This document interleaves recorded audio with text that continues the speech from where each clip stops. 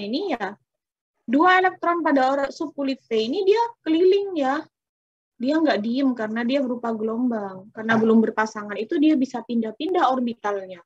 Pindah-pindah elektronnya pada orbital-orbital ini, dia bergerak bebas. Nah, itu konsekuensi ketika kita menulis ini kan 2P2. Atau ketika kita menulis berdasarkan orbital, kan jadinya kan 2P. X1, 2P, Y1 kan? Ini berdasarkan aturan Han. Tapi yang biasanya kita tulis yang versi subkulit total. Paham ya? Nah, itu kenapa ini berurutan kombinasi tingkat energi dari subkulit ini. Jadi disusun berdasarkan kenaikan tingkat energi dan kenaikan fungsi jarak. Jadi kalau bisa kamu bandingkan 1S dengan 2S, tingkat energinya lebih tinggi 2S, fungsi jaraknya ya lebih tinggi 2S, lebih jauh 2S daripada 1S terhadap inti. Itu maksudnya. Jadi maksud konfigurasi elektron itu seperti itu. Filosofinya ya.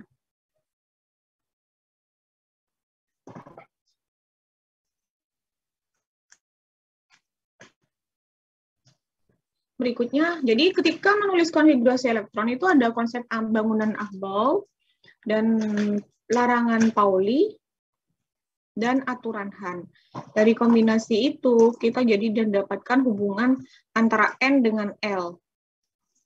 Jadi di sini N dimulai dari 1S, 2S ya, 2P, 3S, 3P.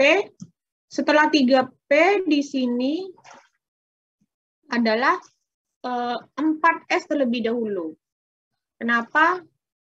Walaupun secara tingkat energi lebih jauh 4S daripada 3D ya. Kan dari fungsi jarak kan jaraknya lebih jauh 4S daripada 3D.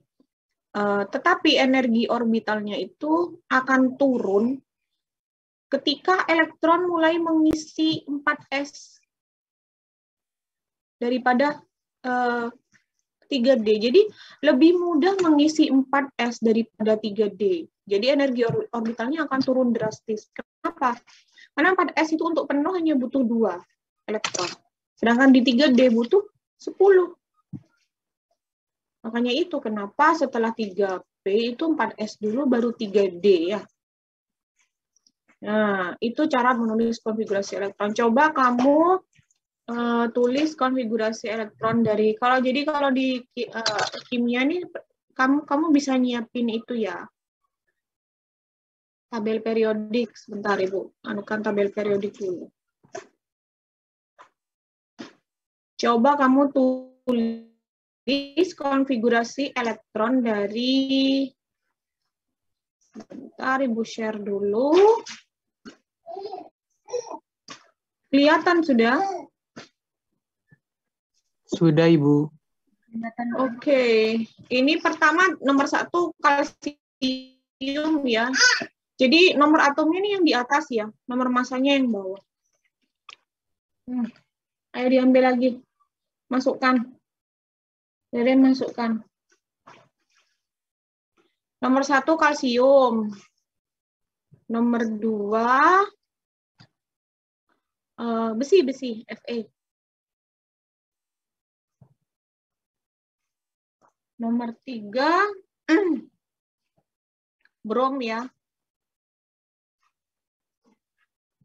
Itu tiga saja itu dulu.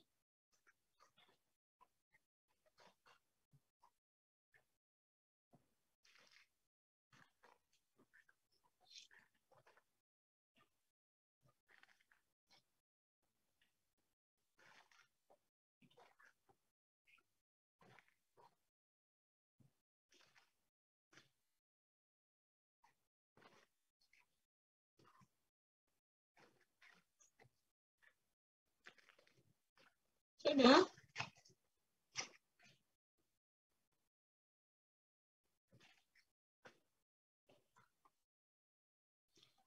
Jawabannya bisa kalian tulis di kolom chat, nggak apa-apa ya.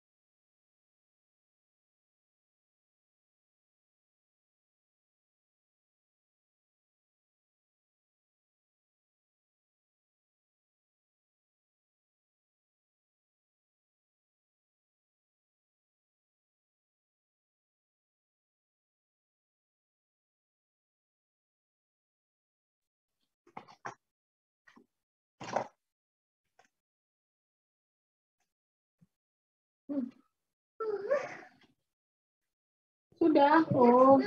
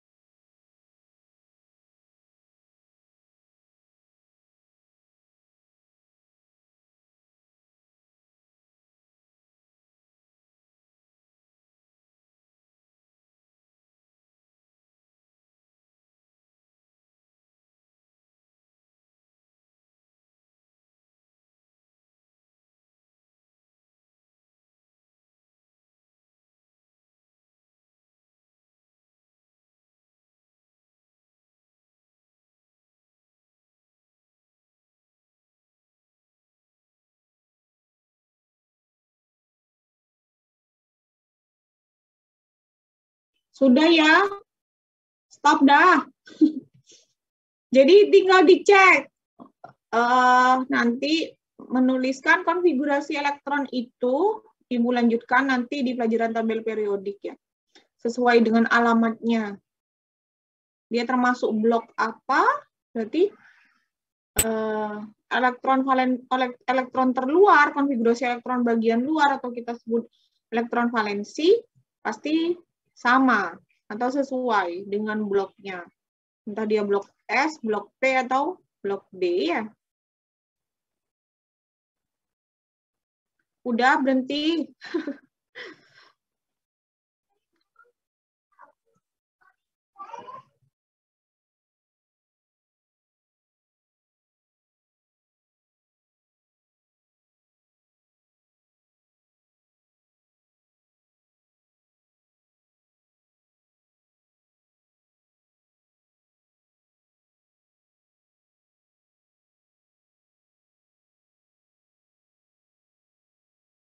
Kita lanjutkan ya untuk latihan. Untuk pilihan ganda, kamu bisa kerjakan sendiri buat belajar ya. Untuk review, Ibu langsung ke soal esai. Nomor 1. Kalau keluar, nggak usah masuk lagi ya. Tutup pintunya. Berapa jumlah subkulit di dalam kulit keempat? Berapa? Yang ditanya itu apa? L ya. Yang diketahui itu adalah N. Jadi, jika N-nya sama dengan 4, L-nya berapa? Jadi, bilangan kuantum utamanya sama dengan 4. Yang ditanya bilangan kuantum momentum sudut. Momentum sudut. Nah, ini N sama dengan 4. L-nya berapa? 4. 4 juga. Kan rumusnya N sama dengan L sama dengan N-1 kan. Nih, L sama dengan N-1, di mana L itu tidak boleh angka yang melebihi N. Jatuhnya tetap di bawah N. Selisih 1. Jadi kamu kalau lihat kemarin yang Ibu terangkan masalah L itu kan sebenarnya menunjukkan bentuk 3 dimensi dari orbital. Jadi di N sama dengan 4 itu ada L-nya dimulai dari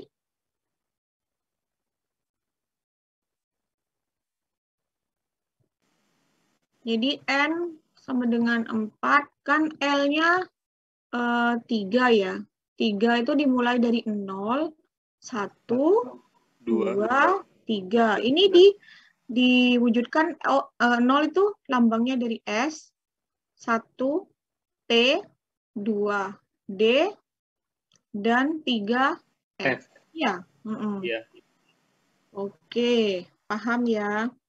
Berikutnya, kalau Ibu lanjutkan misalnya pertanyaan tambahan ya. Tadi itu subkulit. Kalau ditanya Ibu, yang Ibu tanya itu adalah orbital. Berapa jumlah orbital pada kulit keempat?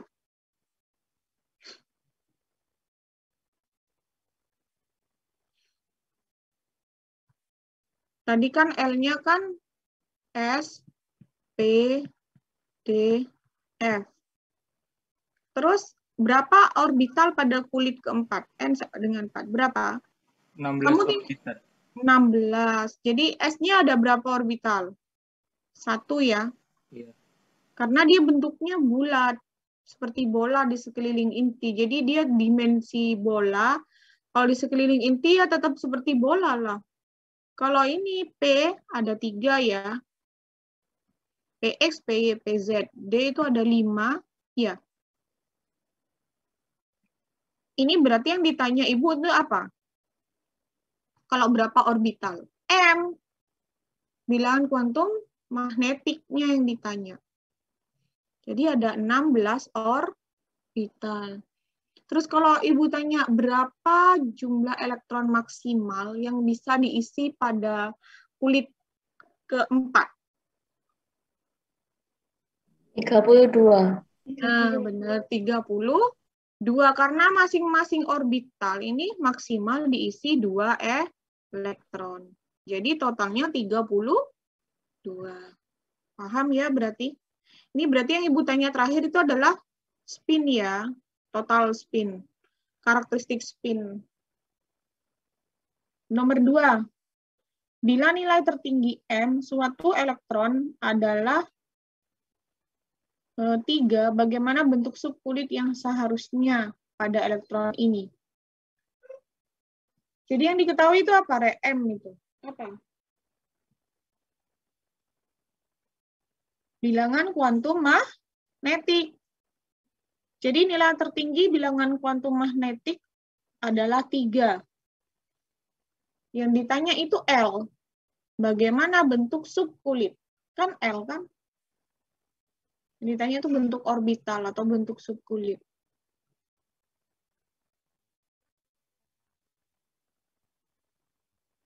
Bentuknya apa? Bingung. F lah. Iya. Apa? Ibu. Hah?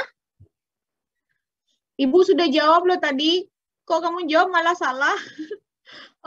Subkulit F.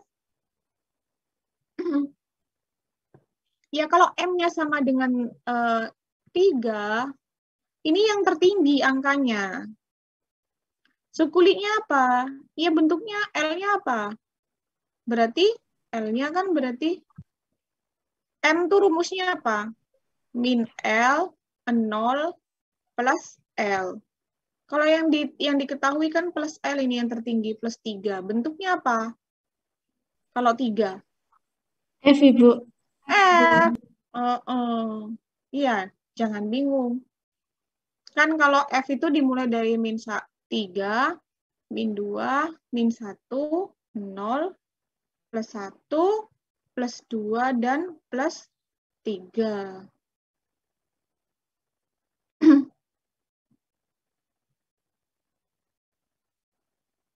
Berikutnya. Coba nomor 1 itu.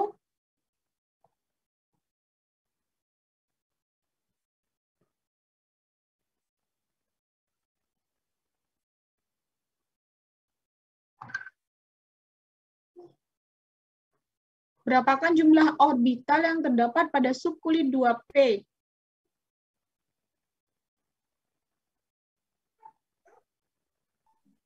Yang 3, Bu. 3. Benar ya. Yang lain paham kan?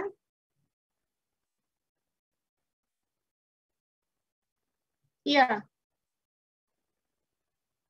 Paham kan? Ini kan yang diketahui L, Re. Terus yang ditanya M. Kalau L-nya itu sama dengan 1, kan P ini kan lambangnya 1 kan? Iya kan? Terus M-nya berapa? Min 1, 0, plus 1. Ada berapa? Ada 3. Kan ada 3 kamar, 3 orbital. Iya. Dengan tingkat energi yang sama. Paham? Nomor 2. Nomor 2.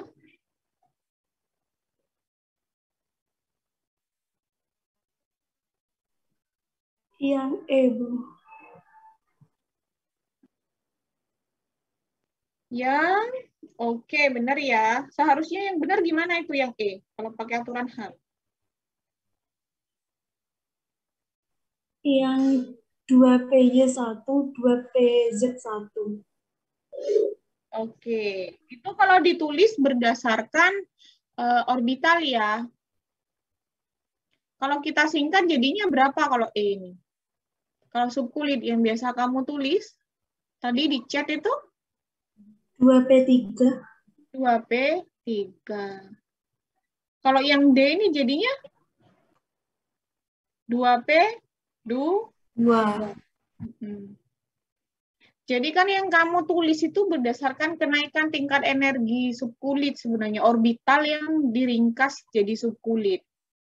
Tapi kalau penulisan diperdetail lagi berdasarkan ini kenaikan tingkat energi orbital itu dipakai aturan Han. Tapi kan ketika menulis pakai aturan Han itu dibikin adil ya. Ketika kita ke orbital P, D, dan F. Kenapa? Karena orbital tersebut memiliki tingkat energi yang sama. Itu kenapa kok alasan konfigurasi elektron itu dipersingkat jadinya. Misalnya 2P, 5 misalnya. Nah, tingkat energi orbital tersebut, ketiga orbital tersebut pada orbital P itu sama. Seperti itu. Nomor 3.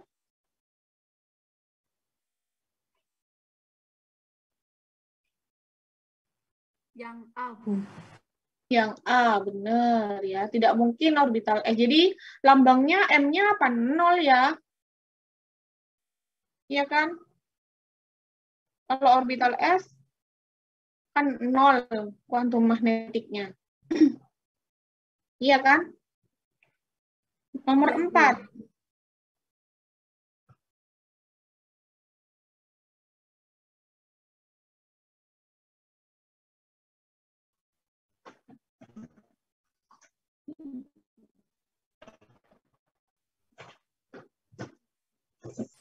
4, Ibu. Yang C, Ibu.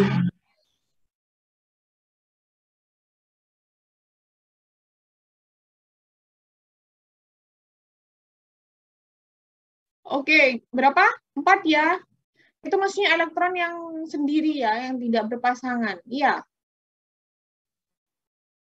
Jadi dari elektron yang tidak berpasangan itu ada hubungannya dengan sifat magnet.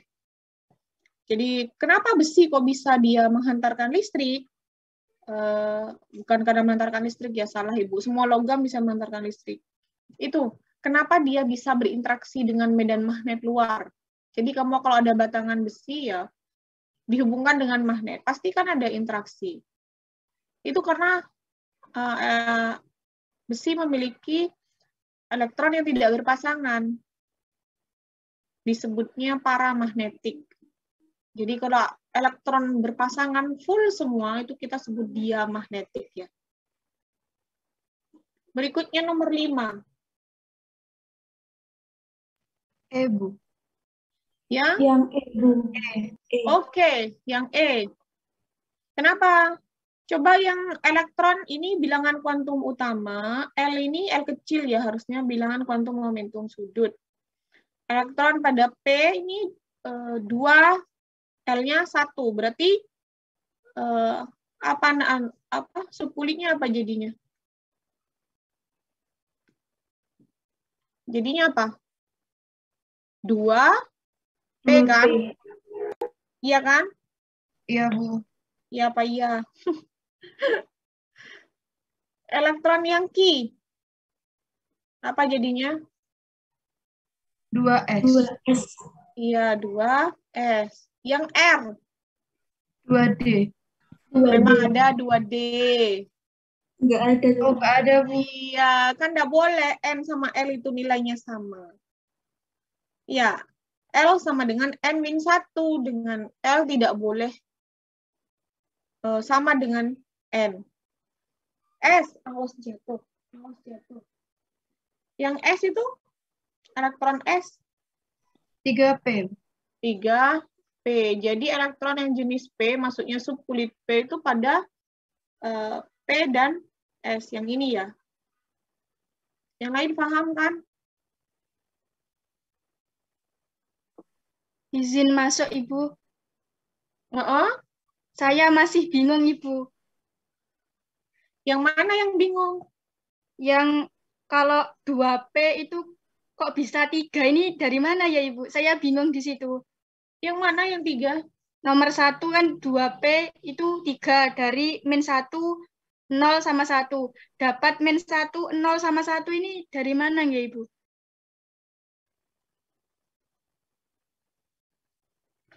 N tadi, bilangan kuantum utama, ini ya, N, itu menyatakan fungsi jarak, fungsi energi, fungsi jarak. Jadi fungsi jarak itu berarti jarak ya. Semakin jauh jaraknya dari inti, berarti N-nya juga semakin besar. Ada juga fungsi energi, tingkat energi N-nya semakin besar, tingkat energinya juga semakin besar. Setelah itu, ini menyatakan elektron yang paling general. Setelah itu yang lebih spesifik lagi adalah fungsi sudut dan fungsi jarak. Jadi ada gabungan 2 yang menggambarkan orbital. Ibu kan bilang tadi orbital tuh digambarkan dengan 3 bilangan kuantum, N, L, dan M. N, L, M ini saling melengkapi satu series yang nggak bisa dipisah. Jadi di L ini lebih spesifik menjelaskan suatu orbital. Jadi N di sini, jika N tertentu, L-nya N-1. Ini rumusnya. Di mana L itu adalah bilangan kuantum momentum sudut, ya, N bilangan kuantum utama. Bilangan kuantum momentum sudut itu memiliki harga dari 0 sampai N-1. Jadi ini. Jadi di N sama dengan 1, bilangan kuantum momentum sudutnya ada 1 juga, yaitu orbital S, yang dilambangkan dengan 0. S itu dilambangkan dengan 0, angka 0. Ini bukan mengada-ngada, memang dari hasil penurunan persamaannya memang 0, Rek. Tapi digambarkan dengan bentuk 3 dimensi itu adalah orbital S. Kan Ibu kemarin, minggu kemarin sudah jelaskan bentuknya seperti apa. Karena orbital itu adalah daerah kebolehjadian menemukan elektron di sekitar inti berupa daerah, di mana daerahnya itu adalah bentuknya 3 dimensi. Makanya momentum sudut, bilangan kedua itu dikatakan juga sebagai bilangan bentuk orbital. Terus misalnya, Bu, apa bedanya misalnya ketika Ibu nulis, misalnya ya, apa Bu bedanya Ibu nulis 1S dengan 2S? Ya beda lah. Bentuknya sama-sama bulat, seperti bola. Tapi fungsi jaraknya beda, 1S dengan 2S lebih tinggi 2S, fungsi energi, dan fungsi jaraknya juga lebih jauh dari inti. Itu pun jadinya kenapa? Bentuk ruang 3 dimensi S, 1S dengan 2S jauh lebih besar 2S volumenya, volume bolanya. Paham ya? Dari situ, bilangan yang lebih spesifik lagi dari L itu yang menjelaskan L lebih terperinci, yaitu adalah bilangan kuantum momentum, bilangan kuantum magnetik. Yang apa? Menjelaskan apa nih? Keywordnya ini loh. Menjelaskan orientasi sudut orbital di dalam ruang. Jadi dia fungsi sudut saja. Kalau bilangan kuantum magnetik itu ada 2 fungsi, dia fungsi jarak dan fungsi sudut. Misalnya, Ibu bandingkan 1S dengan 2P misalnya. Atau 2S dengan 2P deh. Ini kan sama-sama di N sama dengan 2 ya. Tapi L-nya kan 0 dan 1. Fungsi jarak rata-ratanya dia di kulit kedua sama daerahnya. Tapi fungsi bentuk orbitalnya berbeda. S seperti bola, P seperti halter. Padahal dia sama-sama di N sama dengan 2. Tapi di N sama dengan 2 itu lebih spesifik lagi, ada 2 bentuk orbital. S dan P. Lalu, bilangan kuantum magnetik itu rumusnya kan ini, min L, ini kurang 0 di tengah ya. Harusnya 0 dan plus L. Ibu bilang, kan kalau ini S, M, ini L-nya sama dengan 0. Berarti M-nya berapa? 0 juga.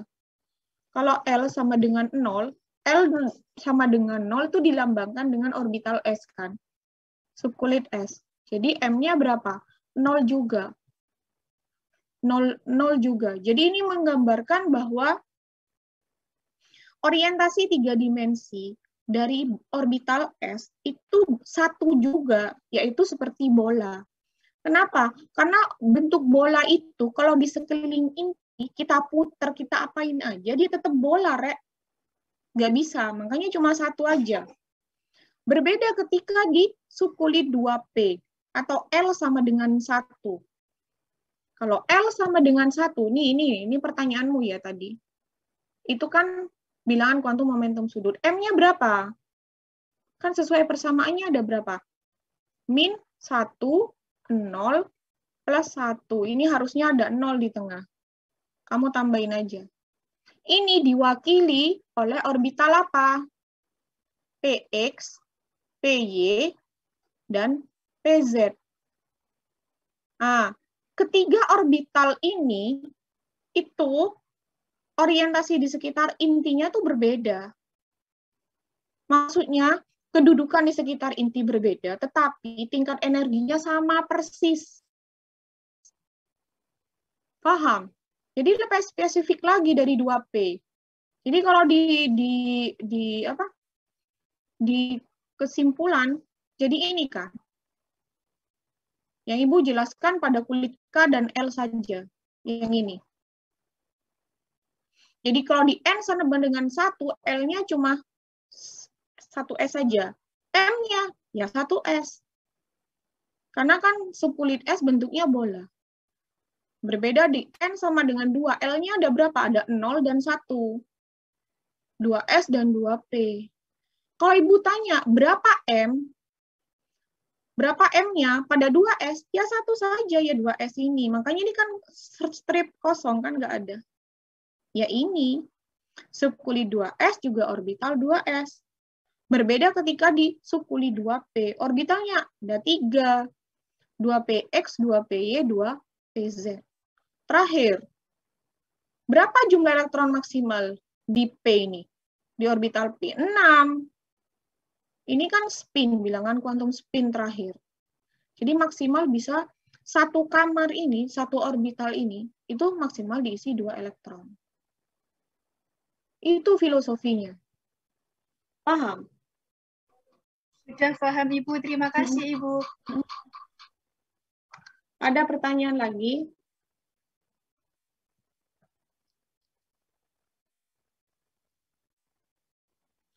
Kalau ini bisa, kamu bisa buat latihan ini ya. Ini lumayan ini, buat merangsang untuk berpikir. Kamu kerjakan aja.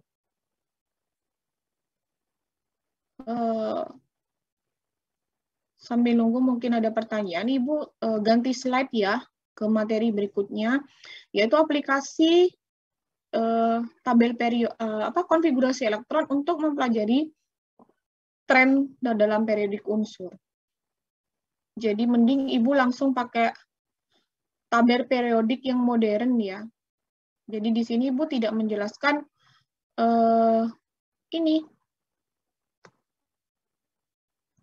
Tidak menjelaskan sejarahnya.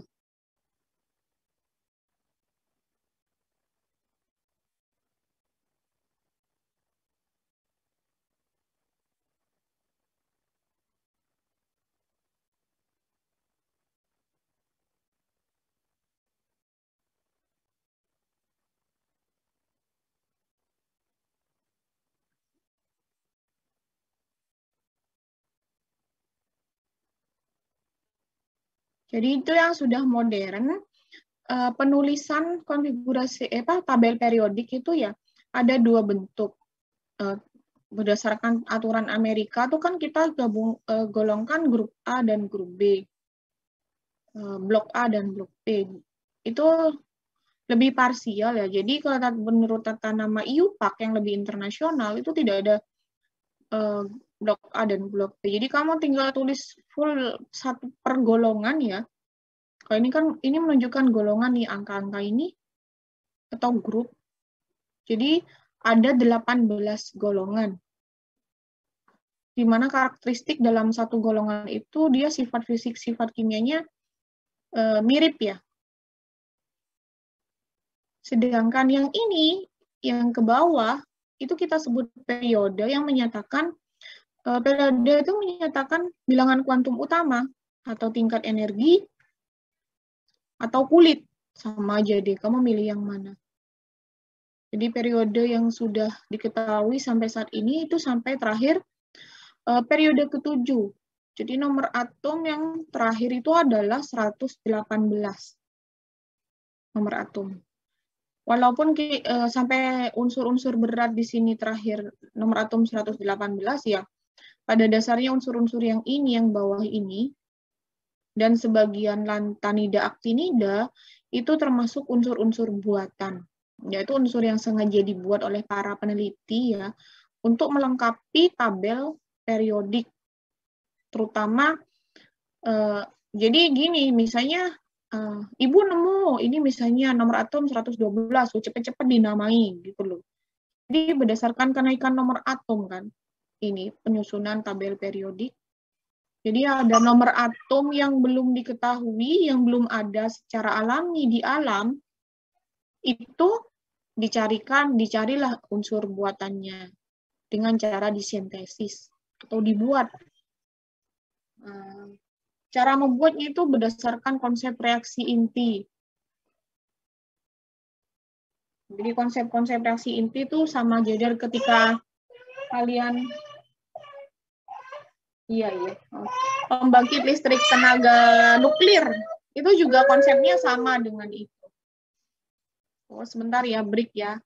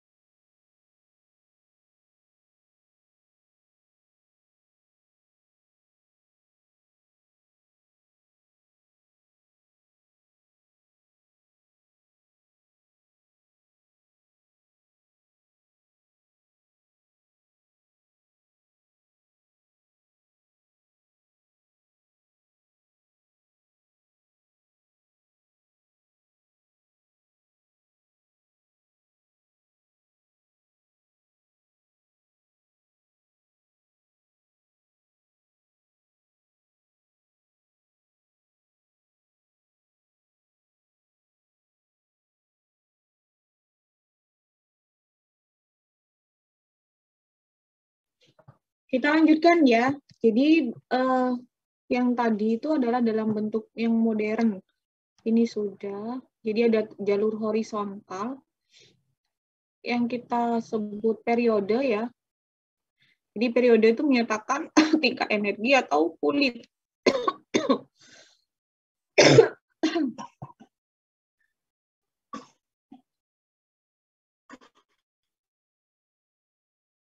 Dan ada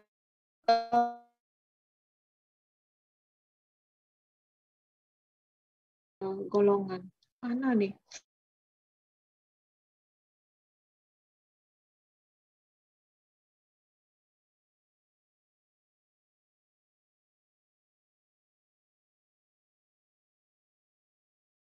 Unsur-unsur golongan utama yang abu-abu ya. Gas mulia itu disebut, tapi karena penuh kita sebut golongan gas mulia. Yang biru itu adalah logam transisi. Jadi logam transisi. Yang kuning itu sebenarnya transisi tapi yang penuh ya. Berikutnya yang logam transisi blok F, yaitu lantanida dan aktinida. Nah, sedangkan yang jalur vertikal itu kita sebut golongan. Jadi golongan ini masih pakai yang lama ya. Golongan A. Aduh. Golongan A ini 1, 2 alkali tanah. Ini golongan 17 ya, halogen gas mulia. Tapi di beberapa buku tertentu tuh dua-duanya diberikan ya. Ibu lebih nyaman pakai yang 1 sampai 18. Nah, dari golongan itu vertikal yang Ibu bilang tadi, ini menunjukkan alamat yang kita sebut blok S, berarti elektron, konfigurasi elektron terluar atau yang paling luar ya, terakhir sendiri, itu menyatakan alamat dari si elektron tersebut, si unsur tersebut. Makanya yang sebelah sini 2 ini kita sebut blok S karena memang terakhir di orbital S. Yang ini yang kuning blok P, terus yang ini blok D ya, logam transisi blok D, yang ini blok F. Berikutnya bagaimana menulis konfigurasi elektron, kation, dan anion pada golongan utama. Sama dengan cara yang kamu tadi tulis ya, cuma tinggal kita, untuk kation tinggal dikurangi berapa elektron yang lepas membentuk kation. Misalnya natrium menjadi Na+. Atau berapa elektron yang diterima ketika menangkap elektron. Misalnya dari F menjadi F-. Jadi kamu pakai 2 cara, kamu tulis full seperti ini, atau kalau dia terlalu banyak ya bisa saja kamu pakai tanda kurung seperti ini dengan konfigurasi elektron yang paling dekat. Baru setelah itu sisanya kamu tulis. Seperti itu biasanya. Nah, unsur-unsur di golongan gas, di golongan utama, ada yang memiliki bilangan oksidasi yang menunjukkan berapa sih kation dan anionnya ya. Jadi kalau di golongan alkali ini ya, +1, alkali tanah +2, ini boron ke bawah +3, golongan halogen -1, oksigen ke bawah -2, nitrogen ke bawah -3. Kalau di golongan logam golongan transisi itu dia terakhir di blok D ya. Jadi D berapa? Biasanya ketika lepas membentuk kation, nggak mungkin dia membentuk anion karena dia logam. Itu berbagai macam bilangan oksidasi karena orbital D, karena dia terakhir di orbital D. Ada banyak macam cara melepaskan elektron terluar. Makanya ketika di logam golongan transisi itu, kenapa kok memiliki bilangan oksidasi yang lebih dari 1. Nah, ini istilah isoelektronik. Jadi isoelektronik itu adalah konfigurasi elektron yang sama ya, walaupun unsur atau kation dan anionnya berbeda. Misalnya ini unsur atau kation yang isoelektronik dengan neon. Ini kan contohnya. Na+, Al3+, F-, O2-, N3-. Berikutnya konfigurasi elektron pada logam transisi ya. Seperti Ibu bilang misalnya Fe seperti ini ya. Nah, 4s2 ditulis terlebih dahulu karena lebih mudah. Tetapi ketika dia membentuk kation, yang 4s2 ini yang pasti lepas terlebih dahulu karena dia jaraknya lebih jauh dari inti. Lebih mudah melepaskan 4s2 ini daripada 3D. Dan Fe itu di alam ada dua, ini contohnya ya, Fe2+ dan Fe3+. Berikutnya hubungan tabel periodik dengan konfigurasi elektron. Pertama, elektron valensi. Ibu bilang tadi elektron valensi adalah elektron yang berada pada orbital terluar. Dan elektron ini berperan dalam melakukan interaksi yang membentuk suatu jenis-jenis ikatan kimia nanti. Jadi kalau dilihat seperti ini, kan tadi sudah bilang Ibu ada blok. Nah, konfigurasi elektron terluar, misalnya di golongan 1 tuh Ns1, di mana N itu menunjukkan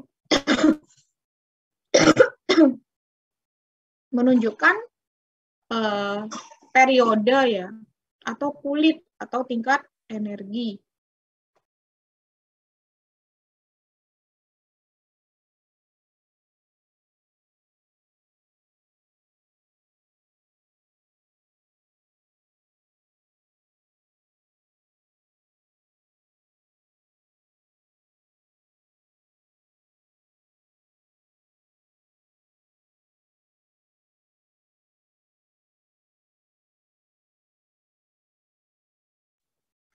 Berikutnya,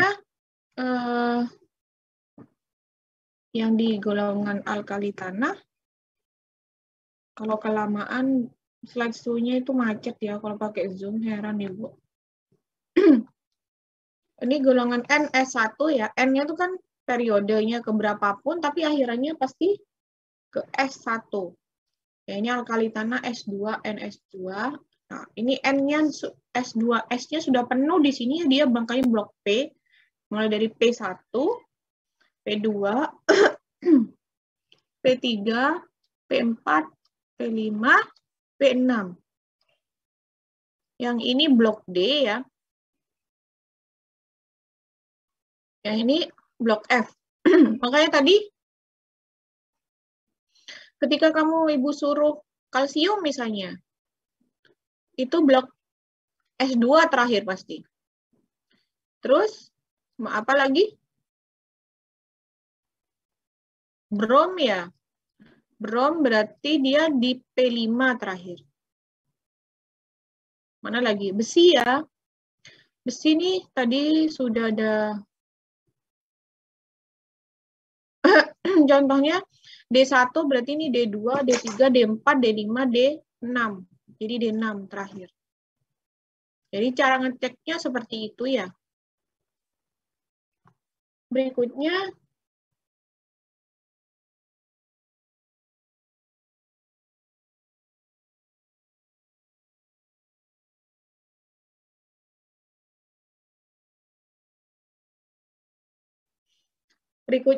adalah tren yang kedua adalah masalah jari-jari. Di sini jari-jari atom. Jadi kalau dibayangkan atom seperti bola, berarti kan ini adalah sifat fisik ya, ukuran atau volume dari atom. Itu cukup diwakili dengan jari-jari. Kan semakin besar jari-jarinya, volume atomnya semakin besar.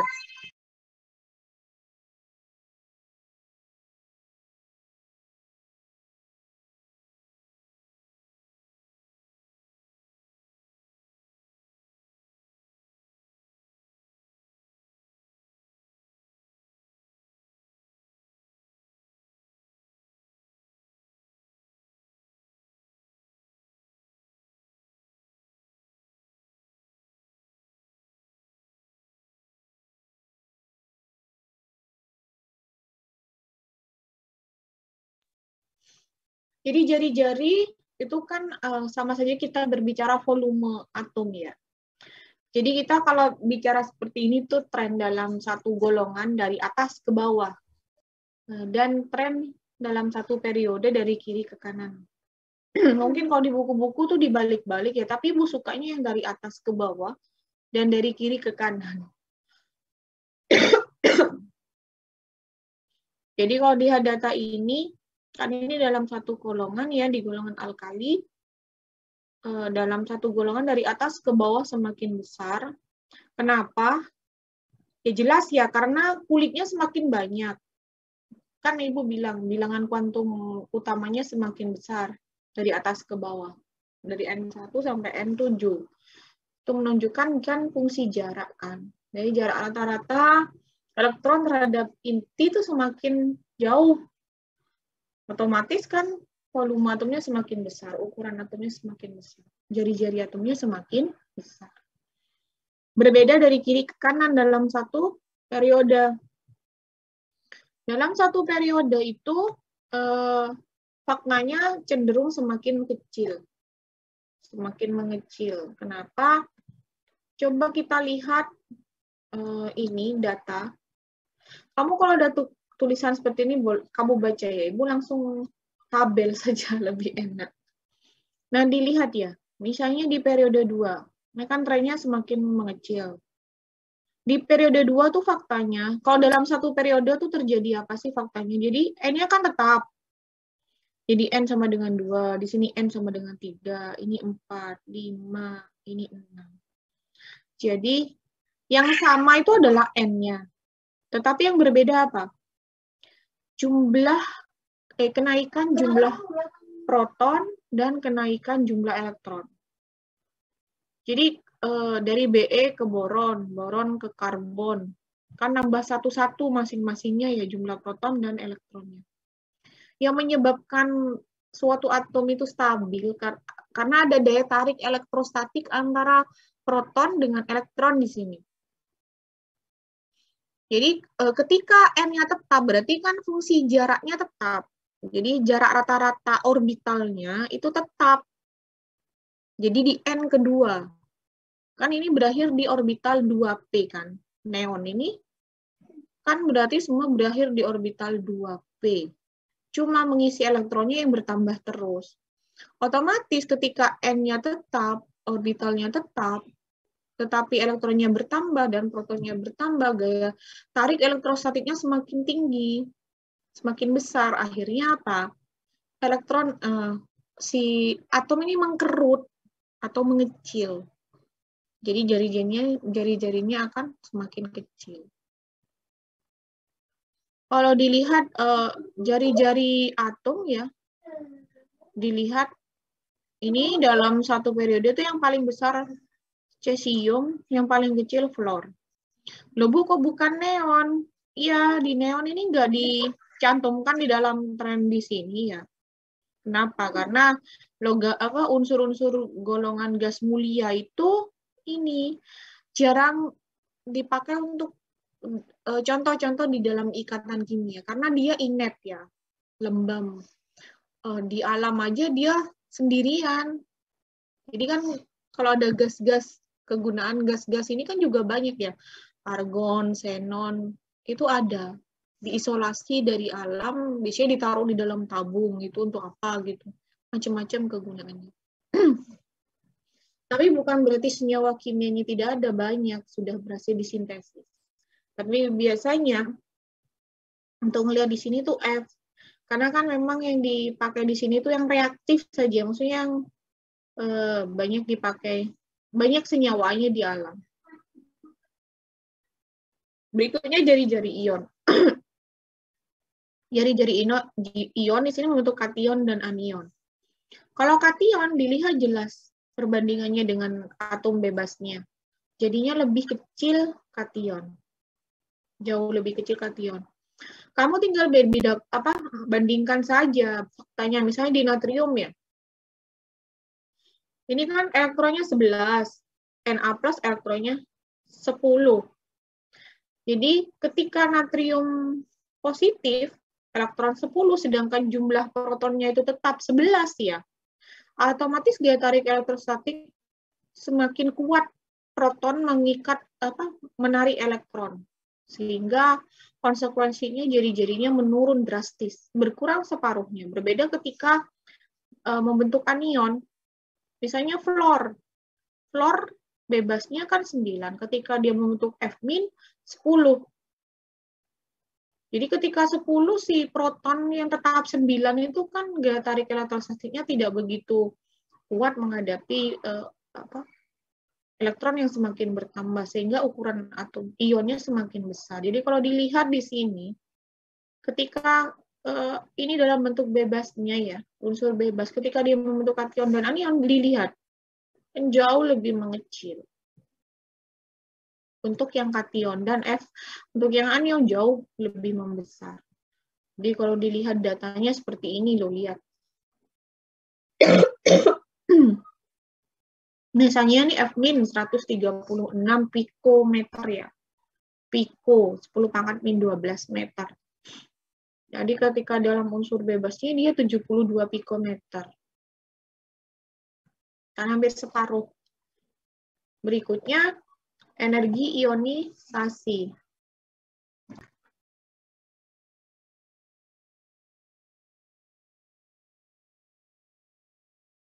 Berikutnya energi ionisasi. Jadi energi ionisasi itu adalah data termodinamika. Jadi kalau walaupun kalian tidak belajar energi termokimia, itu lambangnya delta H biasanya. Jadi di sini adalah delta H ionisasi. Apa sih ionisasi? Jadi energi yang kita sebut energi endoterm, ada juga energi eksoterm. Jadi yang ini ionisasi termasuk yang endoterm, di mana energi itu diambil dari lingkungan ke sistem reaksi energi ionisasi tersebut. Misalnya Li membentuk Li+. Jadi ketika Li akhirnya membentuk suatu produk Li+, itu dia membutuhkan suatu energi dari lingkungan ke sistem reaksi tersebut.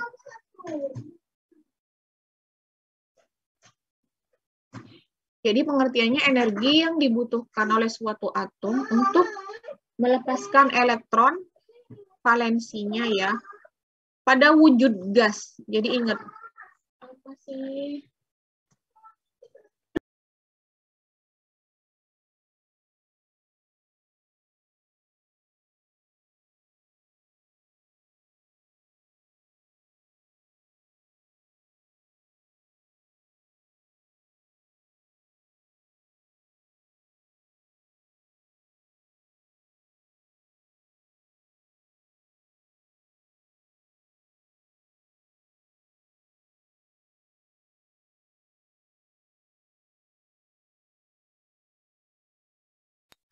Kita lanjutkan ya. Datanya energi ionisasi ini dari atas ke bawah dalam satu golongan jari-jari energi ionisasinya menurun, semakin mengecil. Ini datanya dalam kilokalori per mol ya, kilokal. Biasanya juga kilojoule per mol.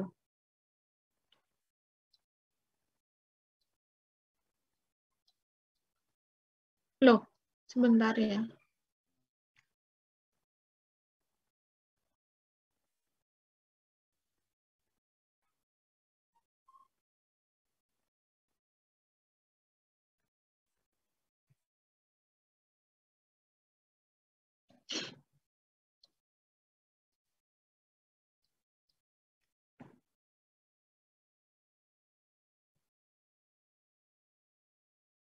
Sebentar ya, kenapa itu slide-nya kena hapus ya? Jangan-jangan yang Ibu share ke kalian juga sama.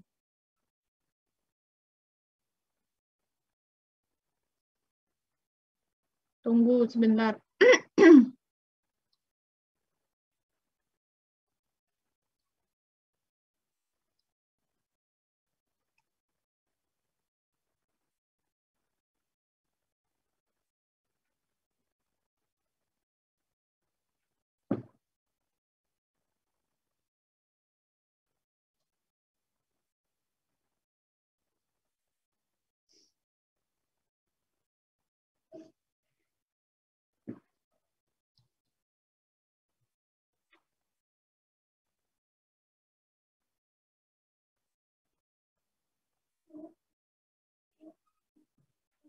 Ya, kita lanjutkan ya. Kelihatan ya slide-nya ya? Jadi kalau dalam satu periode dari kiri ke kanan, energi ionisasinya semakin bertambah. Itu artinya misalnya penjelasannya bagaimana? Tinggal hubungkan aja dengan jari-jari atomnya. Jadi kalau kenapa dalam satu golongan itu energi ionisasinya berkurang? Jadi karena apa? Karena jari-jarinya semakin besar. Jadi kalau jari-jarinya semakin besar, elektron terluarnya kan semakin jauh dari inti. Gaya tarik elektrostatiknya semakin melemah. Antara proton dengan elektron terluar kan semakin jauh. Otomatis energi yang dibutuhkan untuk melepaskan elektron terluar itu semakin berkurang atau mengecil. Berikutnya, kebalikannya. Karena dari kiri ke kanan dalam satu periode itu semakin kecil ukuran atomnya, otomatis gaya tarik elektrostatiknya semakin kuat. Sehingga dalam satu golongan, satu periode itu semakin besar energi yang dibutuhkan untuk melepaskan elektron terluar. Di sini, energi ionisasi itu ada hubungan dengan sifat logamnya. Jadi dalam satu golongan, dari atas ke bawah, karena semakin mudah untuk melepas elektron terluar, kita katakan dia semakin, sifat logamnya semakin meningkat. Berbeda dari kiri ke kanan, karena semakin besar energi ionisasinya, sifat logamnya semakin berkurang. Atau dari kiri ke kanan kita katakan dia semakin non-logam. Jadi di sini variasi energi ionisasi dengan nomor atom, kita lihat bahwa yang paling tinggi energi ionisasinya adalah di gas mulia. Jelas, karena di gas mulia itu paling nggak mau dia melepaskan elektron, karena dia sudah stabil ya. Dan yang paling reaktif itu, paling mudah melepaskan elektron ada di golongan logam, unsur golongan gas alkali, unsur golongan alkali. Nah, berikutnya, nah ini ya, ini gambarannya. Tadi yang ada kaitannya dengan sifat logam, itu kenapa dari kiri ke kanan sifat logamnya semakin menurun dan dari atas ke bawah semakin berkurang? Konsekuensinya ya, kamu tinggal mengingat-ingat daerah di mana daerah abu-abu antara logam dengan non-logam, yang kita sebut daerah metaloid. Jadi misalnya di periode 2 LIBE itu kita sebut logam. Boron sudah metaloid, sedangkan karbon ke kanan non-logam. Konsekuensi dari atas ke bawah semakin logam, akhirnya di bawahnya boron itu si aluminium jadinya logam. Baru di samping kanannya silikon metaloid. Itu kenapa kok metaloid itu berupa daerah diagonal seperti ini ya, garis miring seperti ini. Jadi yang kamu ingat-ingat itu adalah yang hijau ini ya, yang semi logam. Boron, silikon, germanium, arsen, Sb, tellurium. Jadi yang di sebelah kiri metaloid ini semua logam. Jadi kamu bisa lihat akhirnya unsur-unsur yang ada di muka bumi itu mayoritas banyak logam. Sedangkan yang di sebelah kanan metaloid itu kita sebut non-logam. Nah, kalian akan sering berhubungan dengan unsur-unsur non-logam, yaitu misalnya senyawa-senyawa gizi kan berbasis atom karbon. Iya, atom pusat karbon. Itu dimulai dari nitrogen, oksigen, hidrogen ya. C, H, N, C, O, N, H. Sebentar ya. Tinggal selesai. Berikutnya adalah afinitas elektron. Ini adalah kebalikan dari energi ionisasi ya, walaupun trennya sama persis. Jadi di sini energi ionisasi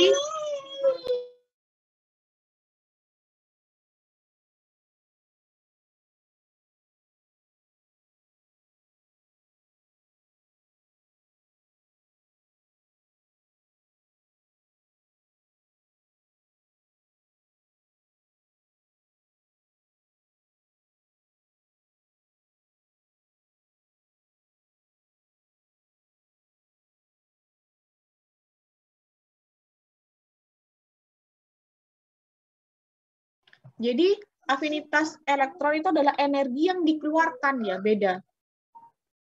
Ketika atom tersebut membentuk anion. Jadi menerima elektron dari luar membentuk anion pada wujud gas juga. Jadi di sini trennya sama. Dari kiri ke kanan, energi yang dikeluarkan. Jadi kalau besar reaksinya seperti ini secara umum, ya. Contohnya pada fluor dan oksigen. Coba kita lihat energi yang dikeluarkan sangat besar sekali, ya. Dari oksigen ke fluor kan dari kiri ke kanan, jauh semakin besar. Jadi kalau dilihat trennya seperti ini.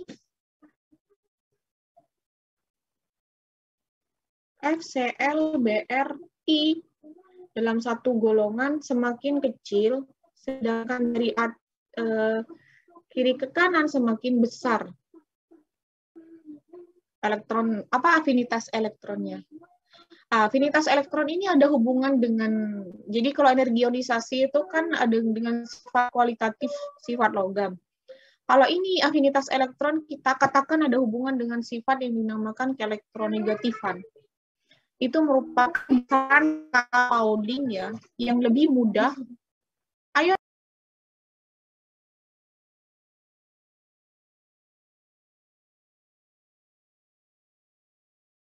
Jadi keelektronegatifan artinya apa? Kemampuan suatu atom untuk menarik elektron terluar. Itu merupakan besaran skala Pauling yang tidak ada satuannya, tapi mudah untuk dimengerti karena energi besarannya itu tidak ada satuan. Coba kita lihat nih. Ini kan dari kiri ke kanan semakin besar, dari atas ke bawah semakin kecil. Jadi dari kiri ke kanan itu semakin mudah untuk menarik elektron membentuk anion. Dari atas ke bawah semakin kecil nilai keelektronegatifannya, dalam arti semakin tidak suka menarik elektron, lebih suka melepas elektron. Nanti dari sini karakteristiknya itu bisa kita pilah, ya, untuk aplikasi dalam ikatan kimia. Jadi konsep keelektronegatifan ini penting ketika membahas jenis-jenis ikatan kimia, yaitu perbedaan antara ikatan kovalen dan ikatan ion. Jadi tren periodik unsur yang penting di sini mulai dari jari-jari atom, sifat logam, afinitas elektron, dan keelektronegatifan.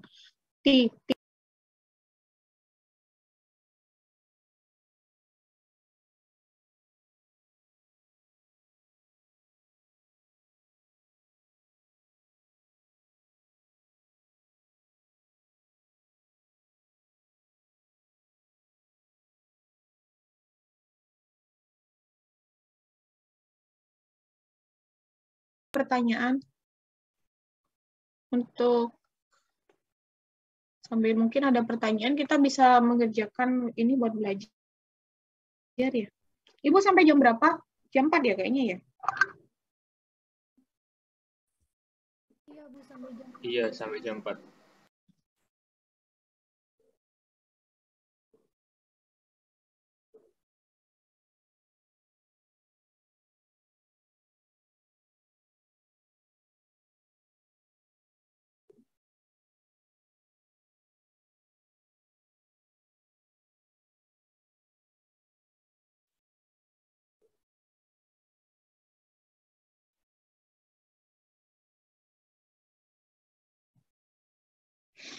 Nomor 1 itu tidak Ibu jelaskan, ya. Jadi sistem Mendeleev itu sebelum tabel yang modern.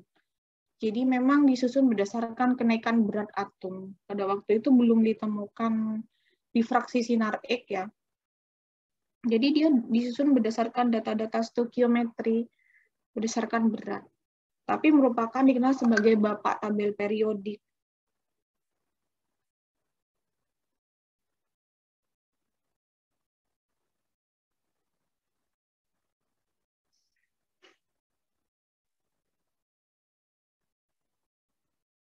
Bentar, ya.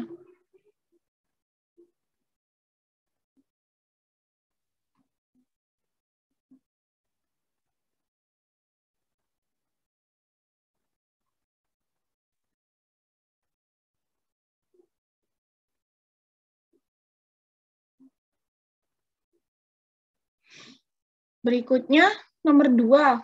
Coba.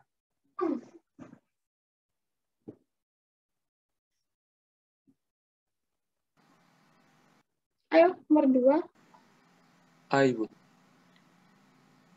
Banyaknya Periode, banyaknya kulit. Oke, nomor 3. B, Bu. B. B.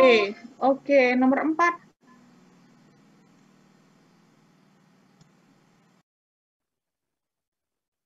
Oh, ini masih yang itu ya, yang Amerika. Tapi kalau dilihat kan transisi itu antara 2A dan 3A ya.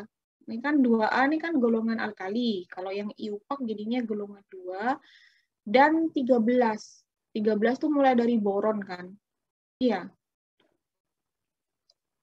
Nomor 5.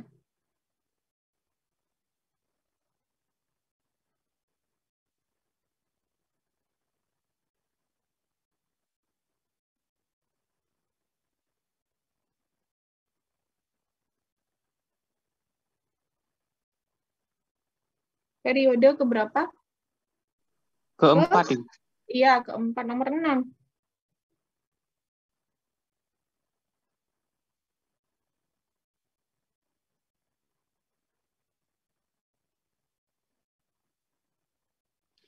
Afinitas B. elektron. Hah? B. Oke, nomor 7.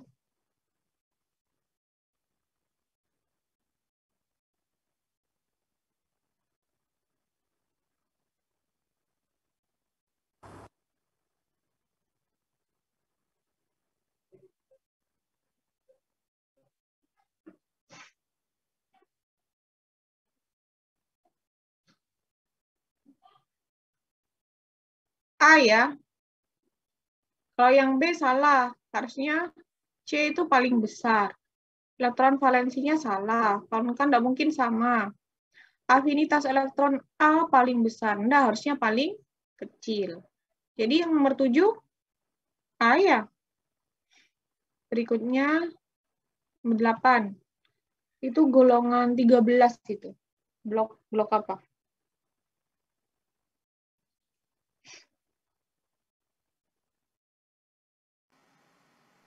D. D itu. Yang C. Yang C ya. 3A. Yang boron itu P1. Sebentar.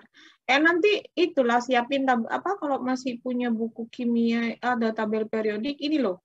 Nih, kan P1. Kan 1, 2 ini kan 13. P1 ini kan blok P semua. Blok P terakhir di P pasti. Nomor 9.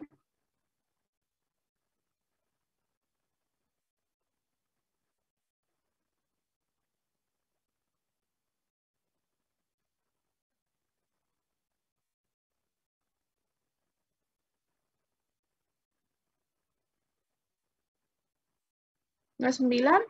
Yang A, Bu. Masa? Yang D, Bu. Yang D. Iya, yang D ya. Oke, nomor 10. Itu dalam satu golongan. Ada familiar ya sama apa? Nah, ini Li, Na, K, Rb, Cs. Dalam satu golongan trennya bagaimana? Makin ke bawah makin besar. Berarti yang paling besar yang mana? CS. CS, oke. Nomor 1. Oh, ini nggak usah ya, karena Ibu nggak jelaskan. Tren kemiripan diagonal. Nomor 2 langsung.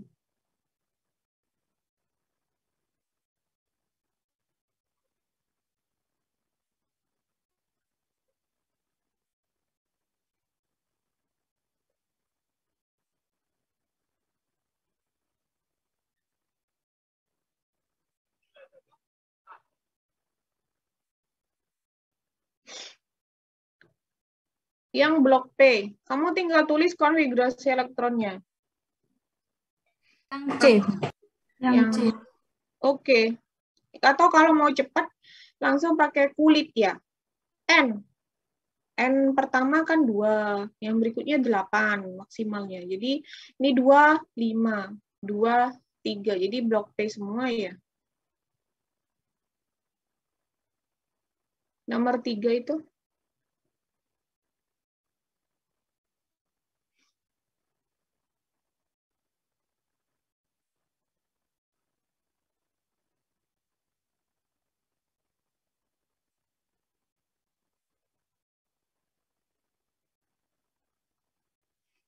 Afinitas elektron dari pengertiannya itu kan energi yang dilepaskan dalam wujud dalam wujud gas. Atom dalam wujud gas itu kata kuncinya. Mana yang atom?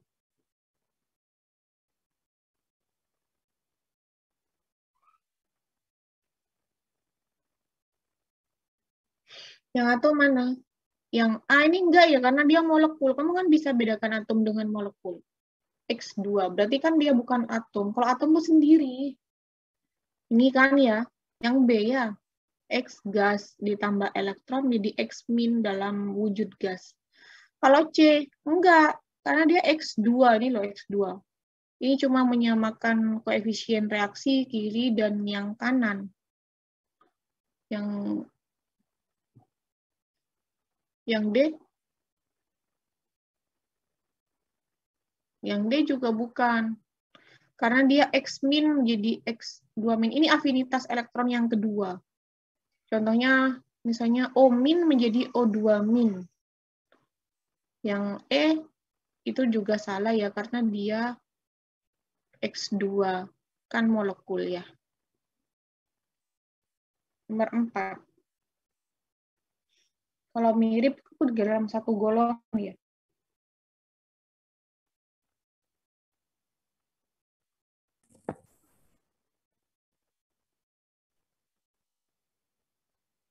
Yang mana yang mirip? 17. 17, berarti tinggal konfigurasi elektronnya harus sama ya.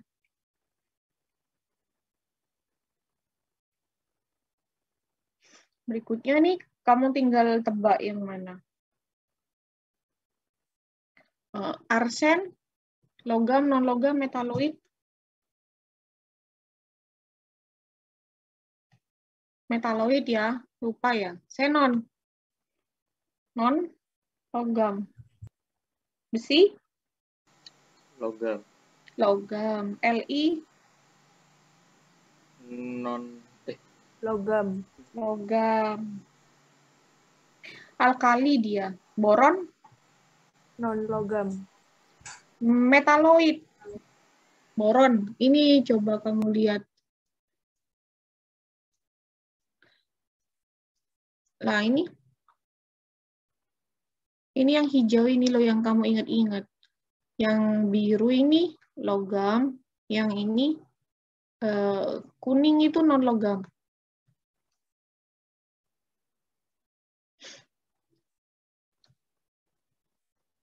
Barium, klor dulu. Non-logam. Barium, logam. P, logam. P non. Non-logam. Iod, non ya. Silikon, Metaloid. metaloid. Terus nomor 6 terakhir. Kan belum sholat ini. Nah. Pilihlah jari-jarinya yang besar. Ini pasangannya nih dalam satu golongan ya. Dari atas ke bawah. NaCS. CS ya. CS. Be, Ba, barium. N, Sb, Sb. F, brom. Neon, xenon ya. Malah ibu yang jawab semua. Ya sudah, ibu akhiri ya. Sampai jumpa minggu depan. Assalamualaikum warahmatullahi wabarakatuh. Waalaikumsalam Waalaikumsalam. Ibu, wabarakatuh. tak cek lagi, tak share-nya itu kayaknya kena hapus, tak ganti. Oke. Iya, Bu. Oke. Oke, Bu.